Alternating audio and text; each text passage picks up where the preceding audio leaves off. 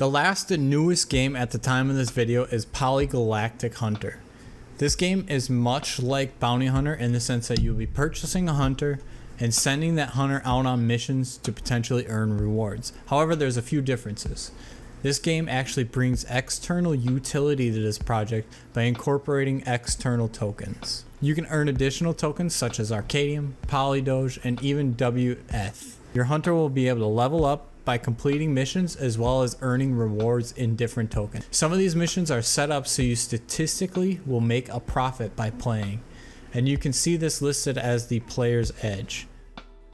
For example, this mission here has a player's edge of 95%. Now what this means is the odds of success, mediocre success, or great success are unchanged. However, the rewards distributed make this mission more profitable and in the player's corner. So let's take a look at this mission, for example. It was the alien one.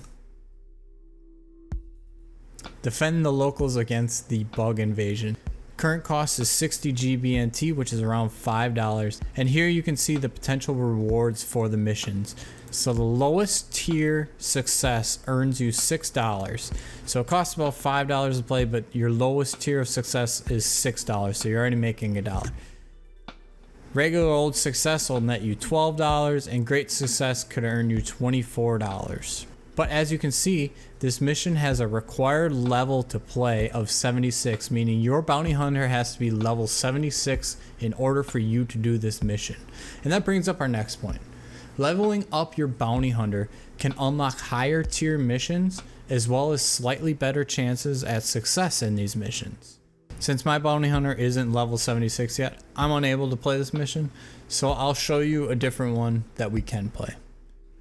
So just to show you, I'm going to approve the contract here so I can buy a bounty hunter. I'm going to approve the contract here so I can show you I'm buying a Polygalactic hunter. And we're going to look at the missions page. Currently I can play the doge mission because it only requires level 1 and it has a player edge of 35.8%. So let's take a look at that. I'm going to click on the doge. And this one is the level required to play. I'm going to click on the doge tab and go to the mission. So mission cost for this is 65 GBNT, and here are the potential rewards.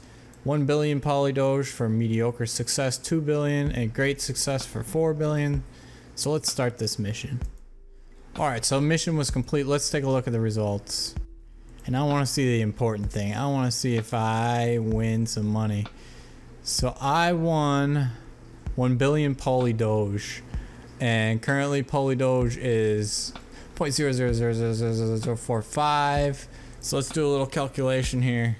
And I won $4.5. Let's see how much it costs to actually play this. So it costs 65 GBNT. So let's see, 65, and the current price is 0.073. So I actually lost money here, but that's because I got the lowest tier of success. So if I were to get the regular success, I'd be doubling it, and if I got great success, I'd get 4 times this. We're gonna do this again. Oh, I can't. But that also brings up a good point. There is a mission cooldown on many of these, so I have to wait 3 hours 56 minutes till I can do this mission again. That is to prevent me from just rinse and repeat playing these missions over and over and over and over and taking all the profits. So this Polygalactic Hunter game also has aspirations to be a launch pad of sorts, where new projects could launch and piggyback off this game to gain followers from Pulsar and distribute pre-sale tokens. Most importantly though, this game acts as an additional burn mechanism for GPUL and GBNT. GBNT is burned and needed to buy a hunter, and additionally GPUL and GBNT are needed most of the time to play some of these games.